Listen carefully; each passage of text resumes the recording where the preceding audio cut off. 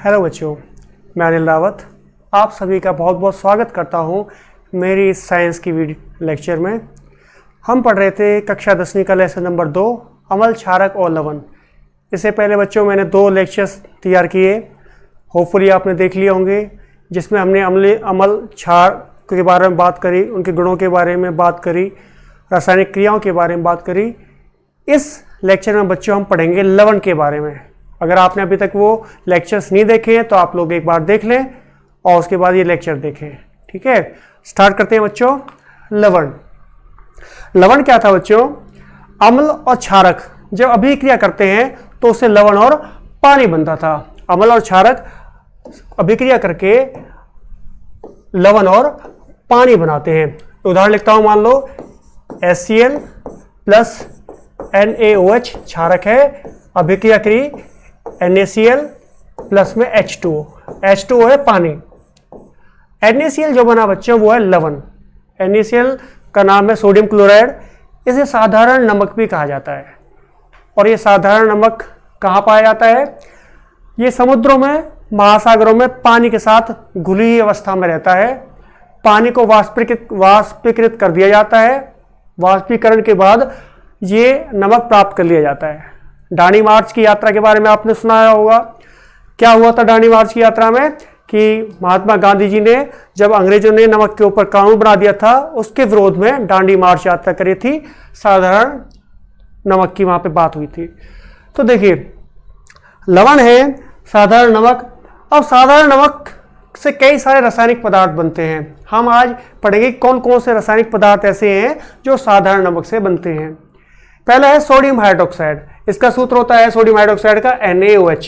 ये साधारण नमक से बनता है। विरंजक चूर्ण, बेकिंग सोडा, धावन सोडा और प्लास्टर ऑफ पेरिस, ये सारे रासायनिक पदार्थ हैं जो कहीं ना कहीं लवण या साधारण नमक के द्वारा बनते हैं। हम एक एक करके इनके बारे में पढ़ते हैं। सबसे पहला है बच्चों NaOH या सोडियम हाइड्रोक्साइड का बनना। इस प्रक्रिया का नाम क्लोर क्षार प्रक्रिया भी है। क्लोर क्षार प्रक्रिया। सवाल यही उठता है कि इसका नाम क्लोर क्षार प्रक्रिया क्यों पड़ा? क्योंकि बच्चों इस प्रक्रिया में जब ये प्रक्रिया पूरी होती है, आप देखेंगे NaCl नमक, पानी, इसके घोल में जब करंट, विद्युत धारा, यहां पे लिखते हैं विद्युत धारा, विद्युत करंट गुजारा जाता है तो क्षार NaOH बनता है और क्लोरीन गैस बनती है कि यह क्लोरीन। ठीक है बच्चों, जब नमक के घोल में, नमक के विलयन में, नमक के पानी, इसके घोल विलयन जो होता है, इसमें विद्युत धारा गुजारी जाती है तो क्षार बनता है और क्लोरीन गैस बनती है। क्षार बनता है, इसलिए इस अभिक्रिया का नाम रख दिया क्लोरीन से क्लोर, क्षार से क्षार, क्लोर क्षार प्रक्रिया। इस प्रक्रिया के बारे में देखेंगे। देखिए, एक बीकर है, इसमें हमने NaCl का घोल लिया है। ठीक है, अब NaCl का घोल है, ये एनोड और कैथोड, ये कोई मोटर वो है, बैटरी, करंट प्रवाहित किया। करंट प्रवाहित करने से क्या होगा बच्चों? क्लोरीन गैस निकलेगी। ये क्लोरीन गैस है, एनोड पे निकलती है। और जो ये क्षार है, क्षार नीचे NaOH है, पानी के साथ घुल जाता है, मिक्स हो जाता है। और हाइड्रोजन गैस है बच्चों, वो कैथोड से निकलती है। अभिक्रिया को दिखाया हुआ है। एग्जाम में सीधा पूछा जाता है क्लोर क्षार प्रक्रिया क्या है, उसका वर्णन करिए। अब देखिए, यहां पे देखिए सेम चीज यहां पे दिखाई हुई है। कैथोड, हाइड्रोजन गैस निकलती है, एनोड पर क्लोरीन गैस निकलती है और ये NaOH क्षार ये नीचे इकट्ठा हो जाता है। अब बात करते हैं कि जो इस अभिक्रिया के बाद बने, क्लोरीन गैस बनी, हाइड्रोजन बना और क्षार जो बना, इनका क्या क्या उपयोग किया जाता है। तो बच्चों, जो हाइड्रोजन गैस बनती है, हाइड्रोजन गैस का उपयोग ईंधन के रूप में किया जाता है। जो क्लोरीन गैस बनी, क्लोरीन का गैस का उपयोग रोगाणु खत्म करने के लिए किया जाता है, रोगाणु नाशन के लिए किया जाता है। अब है विरंजक चूर्ण। ये सोडियम हाइड्रोक्साइड और क्लोरीन गैस है, इनका उपयोग विरंजक चूर्ण बनाने के लिए किया जाता है, जो कि हम अब पढ़ेंगे। विरंजक चूर्ण। विरंजक चूर्ण का सूत्र होता है CaOCl2, कैल्शियम ऑक्सीक्लोराइड कहा जाता है। क्वेश्चन मैं बता देना चाहता हूं, क्वेश्चन जो बोर्ड एग्जाम में पूछे जाते हैं, पूछा जाएगा विरंजक चूर्ण क्या है, उसका सूत्र लिखिए, कैसे बनाया जाता है और उसके उपयोग क्या है। तो ये स्लाइड पूरी एक क्वेश्चन को कवर करेगी। देखिए, बात करते हैं निर्माण। विरंजक चूर्ण कैसे बनाया जाता है? जब कैल्शियम हाइड्रोक्साइड है, या मैं कहूं बुझा हुआ चूना, जब बुझे हुए चूने से क्लोरीन गैस गुजारी जाती है तो CaOCl2 विरंजक चूर्ण बनता है। विरंजक चूर्ण का निर्माण बुझे हुए चूने से क्लोरीन गैस गुजारने पर होता है। तो ये पूछा जाए तो अभिक्रिया आपको लिखनी है। उसके बाद आती है विरंजक चूर्ण के उपयोग क्या है। पहला उपयोग है बच्चों, इसका उपयोग सूती व कृत्रिम रेशे उद्योग में विरंजन के रूप में किया जाता है।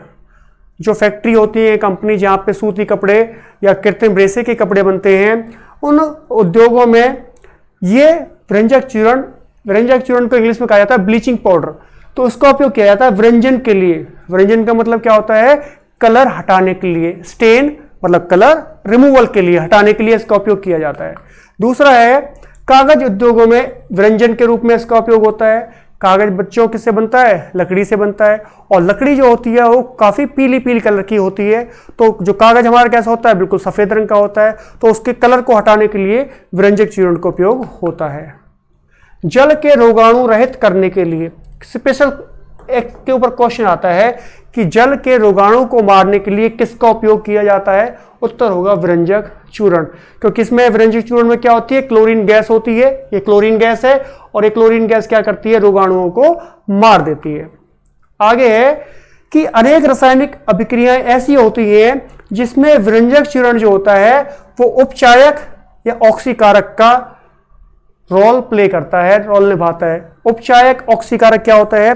कोई भी पदार्थ जो किसी अभिक्रिया में ऑक्सीजन दे देता है उसे कहते हैं उपचायक या ऑक्सीकारक। तो देखा, इसमें CaO ऑक्सीजन होती है, तो किसी भी अभिक्रिया में ये विरंजक चूर्ण ऑक्सीजन प्रदान करता है, इसलिए इसका उपयोग ऑक्सीकारक या उपचायक के रूप में किया जाता है।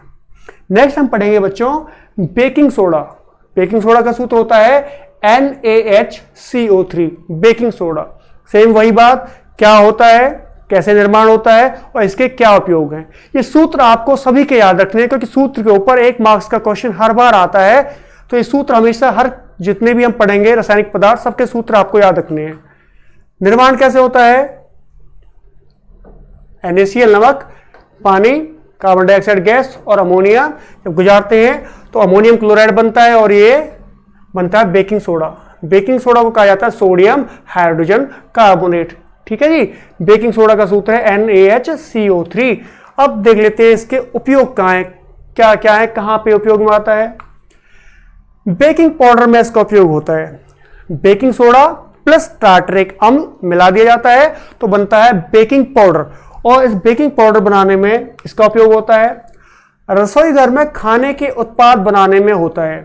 रसोई घर में खाने के उत्पाद, आपने कचौड़ी खाई होंगी, आपने भटूरे खाए हैं, आपने समोसे खाए हैं, तो देखो काफ़ी क्रिस्पी होते हैं। तो जो हलवाई क्या बनाता है खाना, उससे क्या करता है, खाना बनाने से पहले उसमें बेकिंग सोडा डाल देता है, जिससे कि उसकी जो स्वाद होती है, क्रिस्पीनेस कह लो, वो बढ़ जाती है, वो खाने में टेस्टी लगने लगता है इस बेकिंग सोडा की वजह से।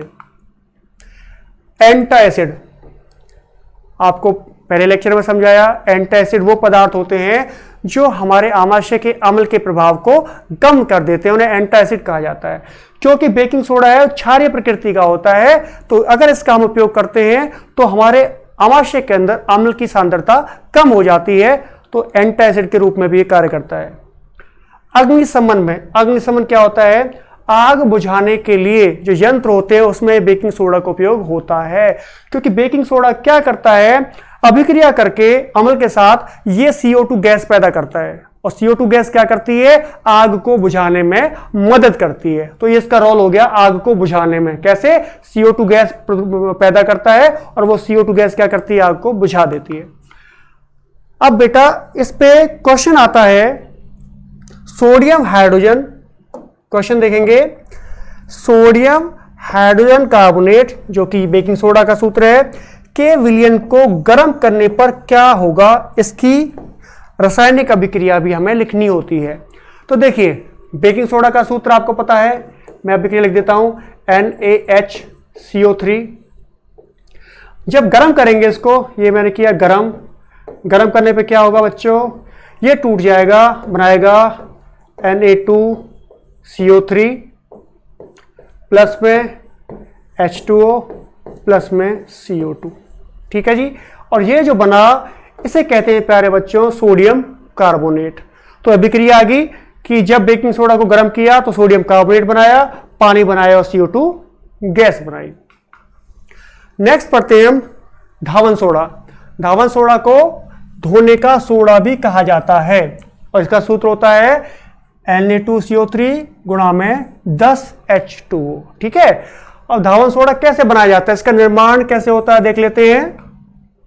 देखिए Na2CO3 सोडियम कार्बोनेट प्लस में 10 पानी और क्रिस्टलीकरण के कारण ये Na2CO3 गुणा में 10H2O इसके साथ जुड़ गए, इसे कहते हैं धावन सोडा। ठीक है जी। केवल 10 जो पानी थे इसके साथ जुड़ के इसको धावन सोडा बनाते हैं।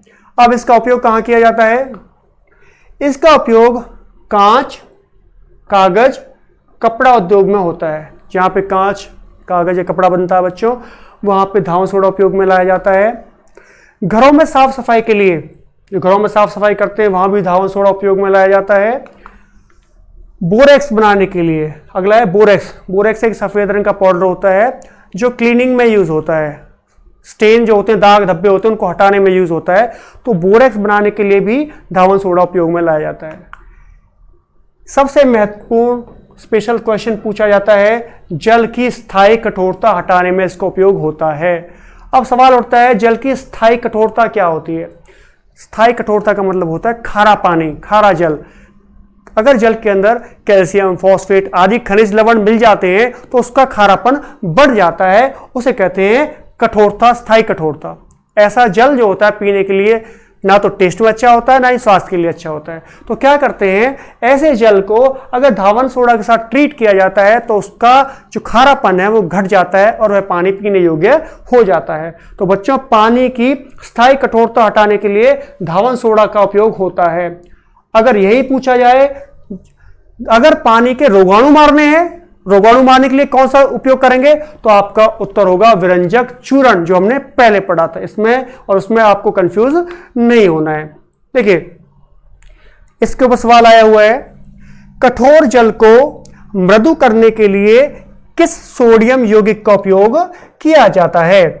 तो आपको पता है कि कठोर जल को हमें मृदु करना है, कोमल करना है, पीने योग्य बनाना है, तो यौगिक का नाम होगा धावन सोडा और ये इसका सूत्र होगा Na2CO3 × 10H2। ठीक है। नेक्स्ट पढ़ते हैं बच्चा प्लास्टर ऑफ पेरिस, पीओपी। हमने सबका नाम सुना है, घरों में पीओपी करवाई, घरों में पीओपी करवाई। पीओपी होता है प्लास्टर ऑफ पेरिस। तो ये देखते हैं क्या होता है, सूत्र है इसका CaSO4 × ½ H2O, कैल्शियम सल्फेट और उसके साथ आधा H2O पानी जुड़ा होता है प्लास्टर ऑफ पेरिस। कैसे बनता है, यहां पे देखिए CaSO4 गुणा में 2H2O, इसका नाम है जिप्सम। ये है जिप्सम।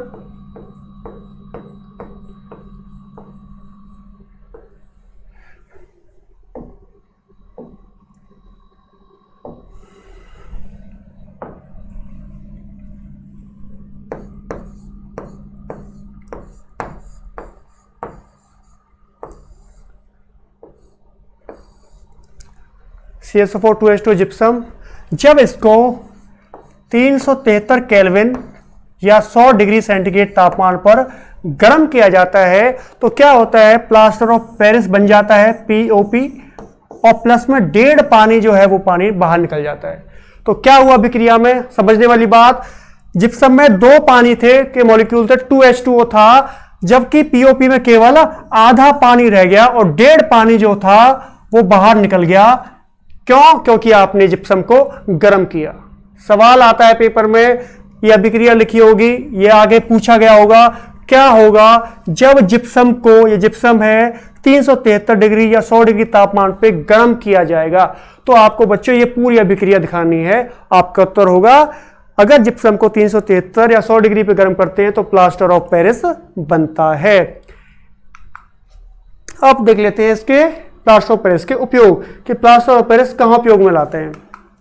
इसका उपयोग खिलौना और मूर्ति बनाने में होता है। बहुत सारे खिलौने होते हैं या मूर्तियां होती हैं जो प्लास्टर ऑफ पेरिस की बनी होती है।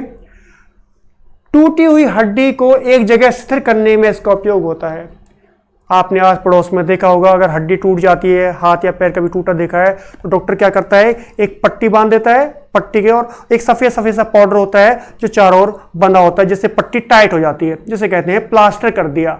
तो वो प्लास्टर क्या होता है बच्चों, वो एक्चुअली पीओपी होता है, प्लास्टर ऑफ पेरिस होता है, जो बाद में सूखने के बाद में हड्डी को एक जगह पे फिक्स कर देता है ताकि हड्डी आसानी से जुड़ पाए। अगला है घरों में मोल्डिंग और सजावटी कार्य करने में होता है। जो छतों पे या जो ऊपर से घरों में मोल्डिंग कराते हैं, चित्रकारी कराते हैं, अलग अलग तरह की तस्वीरें या कुछ नक्शे बनवाते हैं, घरों में से मोल्डिंग कहते हैं, ये भी प्लास्टर ऑफ पेरिस के द्वारा होती है। क्वेश्चन आता है, प्लास्टर ऑफ पेरिस जल के साथ अभिक्रिया करने के लिए समीकरण लिखिए कि प्लास्टर ऑफ पेरिस अगर जल के साथ अभिक्रिया करेगा तो क्या होगा। देखिए बच्चों, जो ये अभिक्रिया आपने लिखी है ये बिल्कुल ये इसके रिवर्स हो जाएगी। मैं यहां पे लिख के दिखा रहा हूं, CaSO4 गुणा में हाफ H2O प्लस में पानी, और ये क्या बना देता है, ये बना देता है CaSO4 गुणा में 2H2O, अर्थात मैं कह सकता हूं ये जिप्सम बना देता है। इसलिए यह क्वेश्चन भी पूछा गया, क्यों प्लास्टर ऑफ पेरिस को सूखे बर्तन में रखा जाता है। अगर प्लास्टर ऑफ पेरिस पानी के संपर्क में आ गया बच्चों तो जिप्सम बना देता है, और जिप्सम जो होता है वो कठोर होता है, सॉलिड होता है, ठीक है। तो इससे प्लास्टर ऑफ पेरिस का जो प्रकृति है वो नष्ट हो जाती है। इसलिए इसको प्लास्टर ऑफ पेरिस को हमेशा कैसे बर्तन में रखना चाहिए, जहां पे नमी ना हो। क्रिस्टलन का जल, ये क्या होता है बच्चों, अभी आपने देखा प्लास्टर ऑफ पेरिस का सूत्र CaSO4 गुणा में H2O आधा, और जिप्सम का देखा CaSO4 गुणा में 2H2O, और इससे पहले धावन सोडा का देखा, उसमें 10 H2O जुड़े हुए थे। तो जो पानी जुड़े हुए होते हैं इन्हें कहते हैं बेटा क्रिस्टलन का जल। क्या है, किसी लवण की सूत्र इकाई में जल के निश्चित अणुओं की संख्या को क्रिस्टलन का जल कहते हैं। किसी भी सूत्र के साथ कोई भी लवण है, उसके साथ जो पानी लिखा होता है 10 H2O 5 H2O, उसे क्रिस्टलन का जल कहा जाता है। उदाहरण देख लेते हैं। देखिए, कॉपर सल्फेट गुणा में लिखा है 5 H2O, दूसरा 2 H2O लिखा हुआ है, ये क्या है, और ऐसे ही 10 H2O, धावन सोडा 10 H2O, ये प्लास्टर, ये gypsum sorry 2 H2O, copper sulphate में 5 H2O हैं। ये जो पीछे H2O पानी जुड़े हुए हैं इन्हें क्रिस्टल का जल या क्रिस्टलन का जल कहा जाता है। कॉपर सल्फेट की बात करते हैं। आपने देखा होगा कॉपर सल्फेट नीले रंग का होता है, और वो नीला रंग किसके कारण होता है, इस जल के जुड़े होने के कारण होता है। अगर कॉपर सल्फेट को गर्म कर दिया जाए तो उसका रंग परिवर्तित हो जाता है, सफेद रंग का हो जाता है कुछ कुछ, क्योंकि जो पानी है वो उड़ जाता है, ठीक है। और दोबारा अगर पानी डाल दिया जाए तो कॉपर सल्फेट दोबारा से नीले रंग का हो जाता है। तो ये क्रिस्टलन का जल, जिनके साथ हम हाइड्रोजन के यौगिक हैं वो जोड़ देते हैं, इसे क्रिस्टलन का जल कहा जाता है। बच्चों, ये एक कंप्लीट लेसन था, पार्ट 2, 3 लेक्चर्स में कंप्लीट हुआ। आप सभी लेक्चर्स देखिए, और आई एम श्योर कि कोई भी आपका डाउट नहीं रहेगा, आपके संदेह सारे खत्म हो जाएंगे और लेसन आपको आसानी से याद हो जाएगा। कोई भी क्वेश्चन ऐसा बोर्ड एग्जाम में नहीं होगा जो आप अटेम्प्ट नहीं कर पाएंगे, ठीक है। नेक्स्ट लेक्चर के साथ मिलते हैं बच्चों, धन्यवाद।